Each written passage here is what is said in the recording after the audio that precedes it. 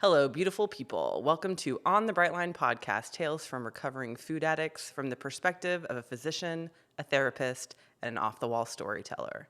We are not affiliated or endorsed by Brightline Eating, and all content presented in this podcast represents our personal opinions and does not represent medical, nutritional, or psychological professional advice.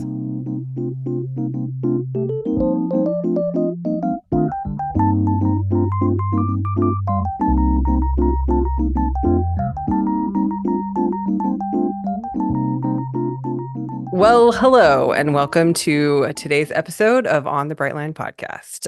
Today's episode is not going to be a happy one. I'm gonna tell a little story, personal information about myself and what I've been going through. I think there are quite a few people probably in the community that knows that my life has been super lifey. I've talked about it in generalities. I haven't talked about it in specifics yet, but we feel like it is because we all make these decisions, right? For Meagan's life, right? The three of us have come together. No, I had said that I thought that it was an important story to tell based on how it has been affected by my journey in BLE. And so that's the reason why I feel like I would like to share on the podcast because there are probably many other people that are going through some similar life circumstances, or maybe not, but might be able to still understand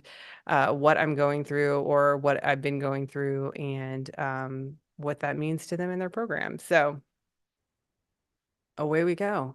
Yeah. What do you want people to know? What do people to know? So it's hard to talk. It's hard to talk about. Let's just be perfectly honest. So I have been married for the past 14 years and at the beginning of 2024, I decided that I wanted to get a divorce from my husband. Yeah. And that was not an easy decision, of course. It was also not a very quick decision. I think it's hard because I know that people here on the podcast have heard me talk about being married and having a husband, and it's obviously been a huge shift in my life to go from being a married person to being a not married person. And so yeah, I just wanted to kind of talk that through and how I came to this, how I came to this conclusion, this decision, and what's shifted in my life. And so I think probably something, to share a little bit more, maybe divulge just a little bit more into my life is that prior to my marriage, I was in a long-term relationship with a woman. And so I at the time when I was in that relationship, I identified as gay. And then I think maybe had a broadening of the mind to understand that maybe that there's a spectrum of sexuality and that I'm not exclusively one or the other, but that, attraction can be to the person and not necessarily to a gender. And that's kind of how I feel. Labels are funny. And so there's lots of labels that people like to call people who are attracted to people of, the different genders, but we don't even have to label me. So I'm totally cool with that. Like, we're just going to leave me labelless. So when I married my now ex-husband, I really was moving to conform to a heteronormative lifestyle. I always wanted children, and I know that's something that Bonnie and I have talked about a lot. Bonnie has known me since before I got married. I think Robin and I met. We've known each other, we've known each other for that long. And so I think that just conforming to the heteronormative lifestyle and knowing that I wanted children at that point in my life, it was the choice that I made to marry him. And so we did. We had 2 kids. And I don't know that I was ever super comfortable in that marriage, to be perfectly honest. I can look back now and say that I did a lot of numbing for a very long time with food, 100%. I was a food addict before I got married. Food addiction did not happen because of my marriage. I was a food addict since I was prepubescent. Like it was a long time in my Something life. changed, I think. I mean, at that time, Hmm. I feel like.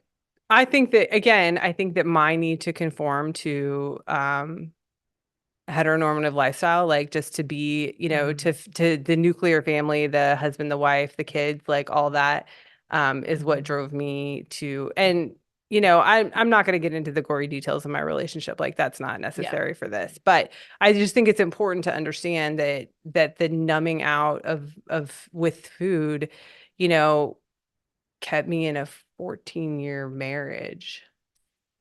Of not being yourself. I mean, Of I think what not I was gonna being ask- not being authentic, Your not being my authentic Let me self. clarify Yeah. is what I think Okay. what I saw changed is that you're like Megan said, like I knew you when Before, you yeah. were in the other relationship, Yes. right? And that's who I knew you as. Right. And Right. you were confident and you were who you were in every Mhm. way, in That's all the true. wonderful ways that you are Right. you. And when you entered that new relationship, you definitely suppressed a lot of yourself. Not just for the heteronormative. Yeah, right? But sure. just No, just no. like in any relationship, right? Even a healthy 100%. relationship, there's Sure. compromise, but you made a lot of compromise. And I think that just probably made the food addiction worse, I'm guessing. Yeah. Just like the compromise of just suppressing some of who you were, just of your personality. Yeah. Right. Related to gender issue, right? Just Yeah. like, yeah. That there were pieces and aspects of yourself that were not allowed, to use a general term, Yeah. right? That couldn't be present. Yeah. That I was definitely suppressing Right. part of who I was in order to be in that relationship and and the more important thing, I think the thing that I want to say about this is it was about pleasing other people. Oh, It wasn't ever about wanting to be my authentic self or live up to that, Mhm. the authentic self, but it was about living up to the expectation of what other Sure. people had of me. And I thought, oh, if I marry a man and have Mhm. kids and have this nuclear family lifestyle, I will then make everyone happy. right. And if Except other for some- people are happy, then you thought that Everything would will make be- you happy. That would make me happy. Sure, Right. sure, Right. sure. Right. And the other thing I will say too is that, I think that my ex-husband and I definitely connected over food a lot. Like that was definitely a connection that we had. And so I'm fast forwarding a bunch here because like I said, we don't need to go in the nitty-gritty details of my relationship, but let's fast forward to Meagan discovering BLE and starting down the path of, you know,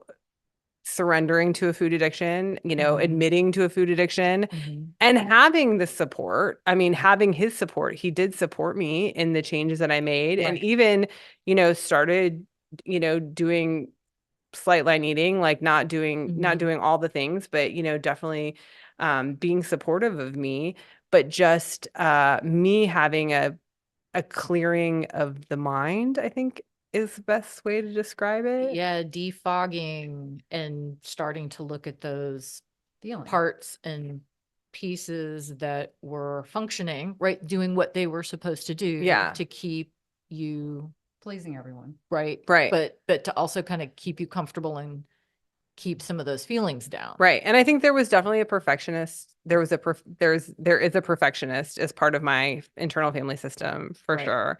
And so that the idea of perfect, of being the perfect wife, of being the perfect mom, of living that life, Sure. especially in the culture that we were living when we were living in Texas. And I'm sorry for people who live in Texas. I'm not trying to be disparaging, but there Right. is definitely a different culture there than there is here in the Pacific Northwest. Yeah. And so I think for me, I wanted to fit in and I wanted people to view my family as normal. And so I just lived that life. And I suppressed a lot of who I was and a lot of my authentic self in order to fit into that and to fit into what I felt like what other people's expectations were of me. So yeah, so when I started BLE and I started going down the path of working through my parts and the, you know, root causing out, like, why am I a food addict and what have I been doing with food and how, you know, how I'm coping with food and that sort of thing.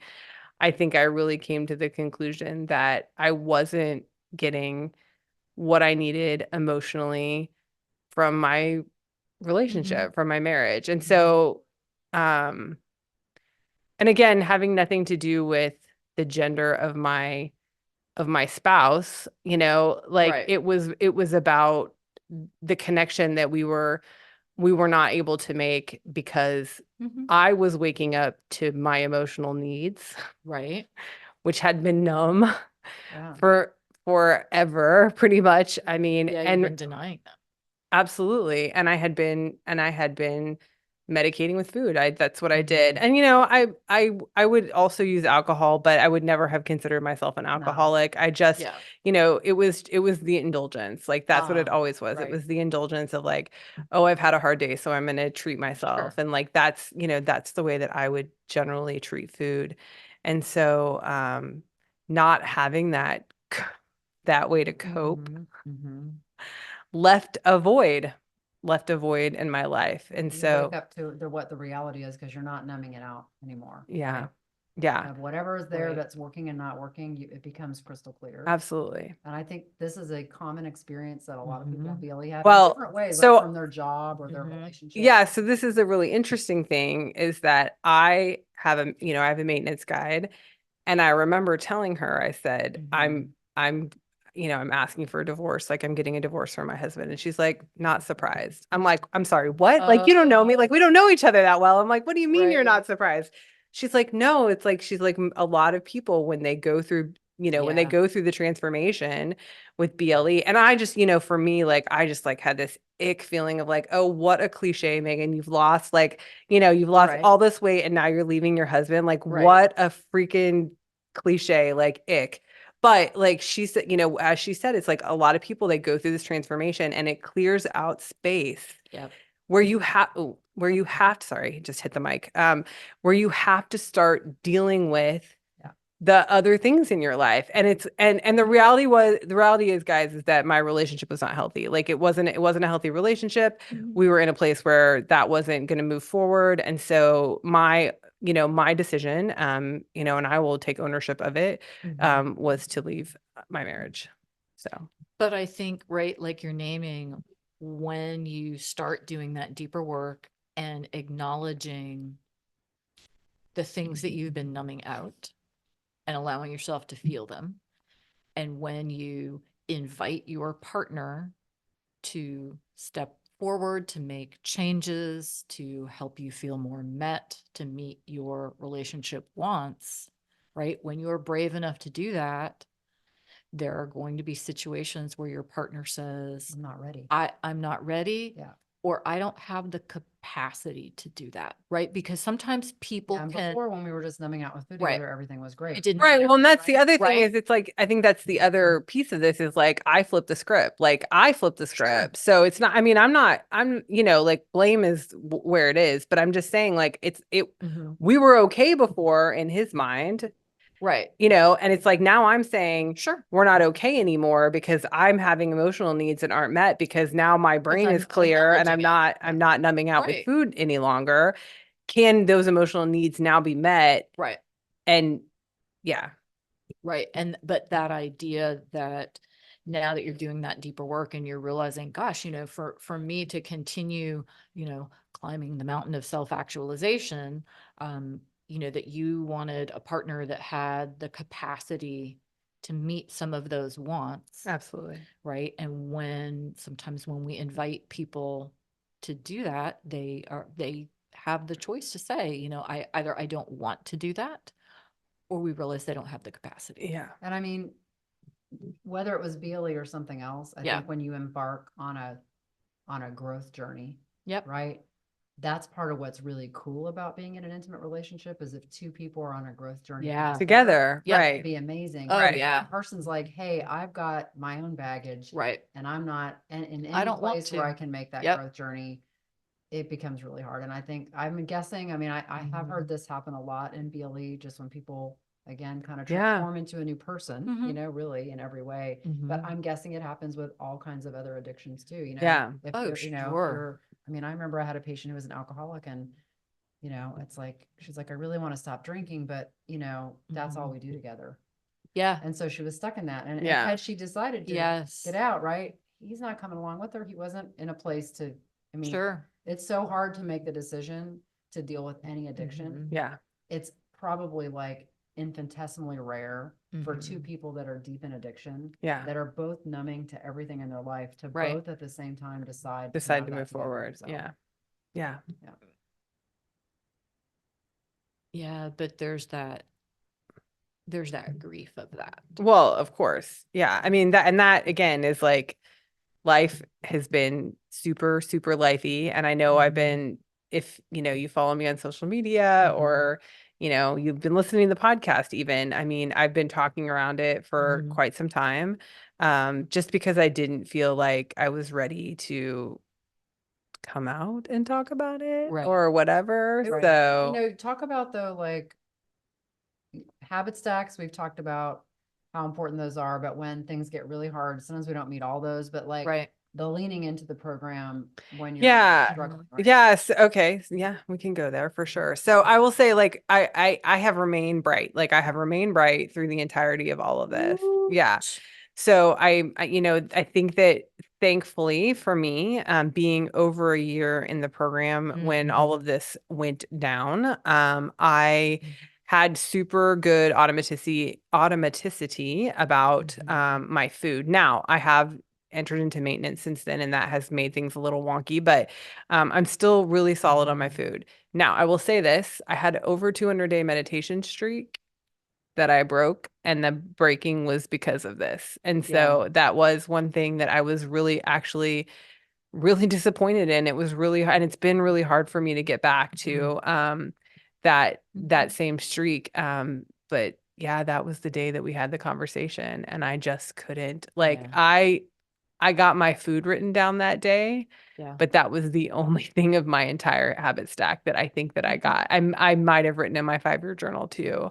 But other than that, I had no capacity to do anything else that day. And so I let it go. And I think that that's, you know, we Mhm. do talk about the floor and the ceiling of the habit stack. And I think it is okay. And I'm not, you know, I'm not beating myself up over it. But Mhm. yeah, like I was on a really solid, I had a really solid, you know, Mhm. habits and, you know, meditation, and like social media was going super strong, and I was Yeah. being very faithful to post and that sort of thing. And it kind of all went off the rails. And I felt bad about it for a while. I did. Really? Because I have a perfectionist Yep. part. Yeah. I will tell you, Megan, that what I have observed through this process for you is how much you have leaned into Yes. connection. And I think Yes. you know, if somebody were to write a primer about how to get through a really traumatic life period, you know, we Mhm. could just take what you've done as an example of, Mhm. I'm just saying, like, in the way of you leaning into connection. Yeah. Right. Because Yeah. I think support, yes, I will agree with this. right, I think Support that is when like, some Yes. people get like, you know, there's bad things and then there's really bad things that happen in your life. And yeah. having a disruption in your whole family system is very Yeah, hard. absolutely. And I think some people just tend to shut down, or Yeah. they just go to like, I'm only going to talk to my best Right. friend or my Right. right. Isolate. But you Yeah. have leaned Mhm. into the accountability calls and Right. even the things that you've done on social media that are really about you keeping connected to other people. Right. And that Mhm. connection has really helped. Yeah. And it makes such a big difference. Agreed. And it's the Mhm. hardest thing for some people to do. And I think we talked early on in this, you're like, I realize I'm going to have to ask for help. And I don't Yep. like asking. Yeah, I'm And the one you that leaned well, into that. yeah. Right? And you named that. You named Yeah. it and you leaned into it because you're the person who usually helps everybody else. Yep. And you were like, I'm going to have to get comfortable. And I've never been comfortable with that Yeah. before. And then you did it because you needed to. And it's Yeah. been great. Yeah. Yeah. I think there was actually a woman on the accountability call the other day that talked about she was in her needy period. Did I tell you guys this already? Oh, yeah. Anyway, but she was like, I'm in my needy period and that's okay. And I was like, Yep. yes, I was like, we need Right. more of this. Like, Yeah. and that's like, cause that's how I feel too. It's like, I'm Yeah. in my needy period. Yeah. I've never been in a needy period probably before in my entire life. It's really hard to ask Yeah. for help. It's really a struggle for me. It's hard to accept it. It's hard to admit that like life isn't perfect, you know? Like Mhm. that's kind of one of the first things that I had to like admit. And like, I just remember and I love my parents so much. They are amazing, and She they has have been amazing so. parents. I love yeah. her parents. Well, I mean, Can I borrow them? mom's been on the Right? podcast. Dad's coming on the podcast eventually. So, Yep. They're amazing. yeah, but I just remember sitting down and having that conversation and just, feeling like I was going to disappoint them, and Yeah. how supportive and loving and caring, and just that my Mhm. whole tribe has like come around me to lift me up in this. I have Yeah. amazing friends. I have an amazing community. Mhm. And it's one of the hardest things I've ever done in my life. I mean, becoming a single parent is super difficult. Oh, yeah. Navigating, co-parenting, is not easy. Mhm. Doing things by yourself when you've had somebody along the way, it's hard, guys. And Mhm. I'm not advocating for people to divorce their spouses. That's not what I'm doing. I'm just saying that, like, you have to live life is short. You have to live your life authentic to yourself, Mhm. and being in an unhappy place, being not happy every day, not getting your emotional needs met and fulfilled by the person that, should be meeting those needs, or helping to meet those needs. And compromising who you are to fit some mold to make someone else happy Yeah. is just, again, That is not sustainable. Yeah, and that is not living an authentic The only way you life. can live like that is if you're numbing yourself with something. Yeah. Yeah. Yeah. So, yeah.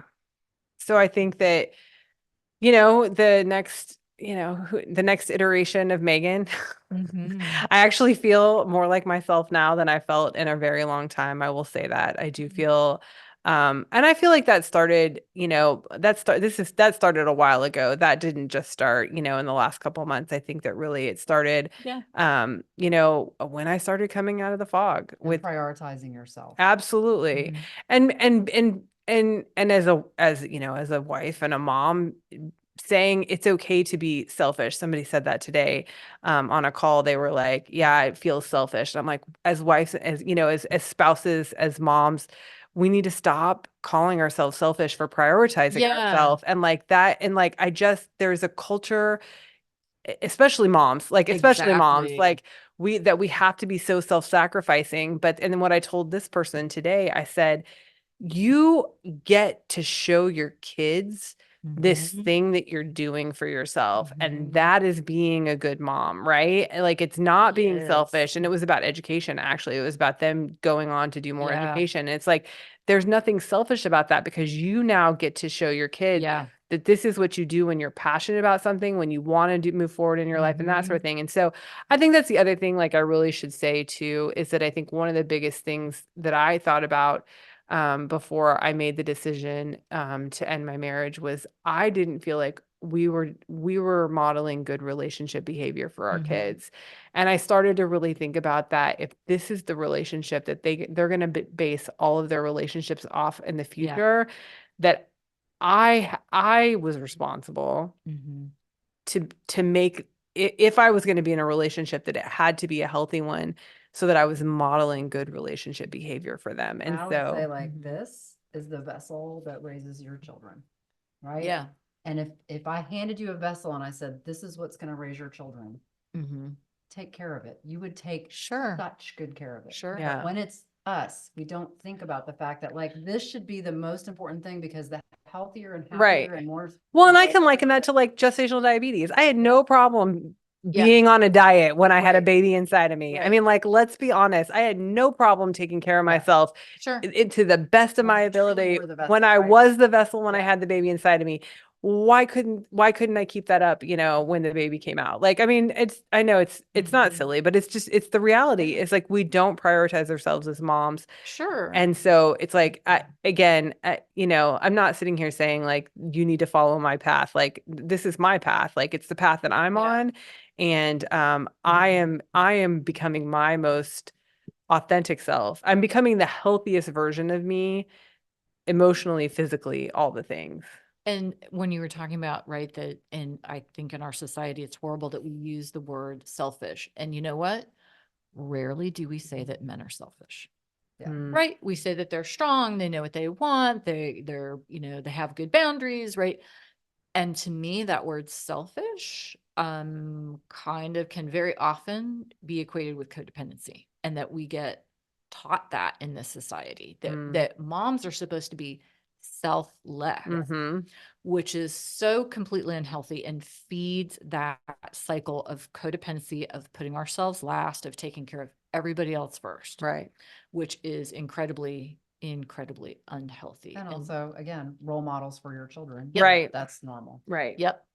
And I have male children. So like to me, it's Mhm. like the importance of how they can view, if they're going to have female partners or male partners, whatever the case might be. But I want them to be able to see, what that looks like as a woman Sure. and to respect women and that sort of thing. I mean, just it's, of the utmost importance. So, Mhm. um, I don't know. Have I missed anything? I'm looking at Robin and Bonnie because this is not easy. Let me just put that out there. Like Right. we've been brewing on this for a little while about Yeah. whether we should put it out there, whether I should say it. But like I said, I mean, the more conversations that the three of us had, the more I think the more poignant it was that it's like this is not unusual to Sure. want to, make a major life change after you've transformed yourself. And so Mhm.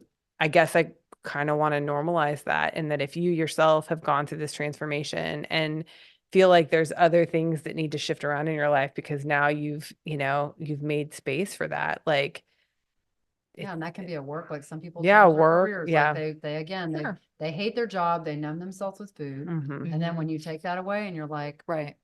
this job isn't making me happy at all, and I would really Right. rather be doing something else, and they decide to do that. It's like it frees up so much space to Yeah. become who you really want to be in every Mhm. way, whether it's changing relationships, jobs, Yeah.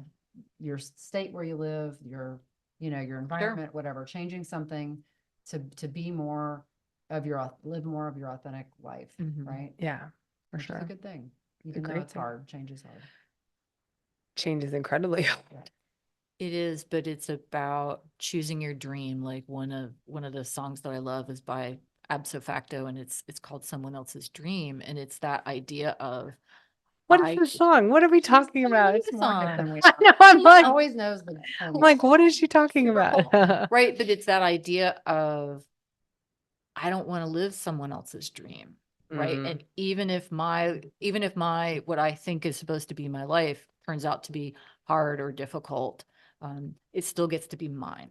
Right. Well, and I think when you succeed at BLE, you just have conquered the thing that you never, ever, it's the hardest thing you've ever Yeah. had to conquer. I mean, Bonnie, you know this because we've talked about this. I never, ever thought I was ever going to be in a normal No, body. you were like, this Right. is just who I am. This Right. is how I was I'm born. a big girl. This I'm is Right. how I am. big and right? beautiful. And Never once going to you do change. that, I mean, you realize I can, like, oh, I can Right. do I hard did that. stuff. Yeah. I can do hard stuff. And we say that in BLE all the Yeah, time. I can do hard hard things, things. I'm yeah. unstoppable. I mean, truly, like, to conquer this monster of food addiction, to finally conquer it, it opens your eyes to the reality that you really can conquer anything else you've been thinking in your life, like, oh, I could never Right.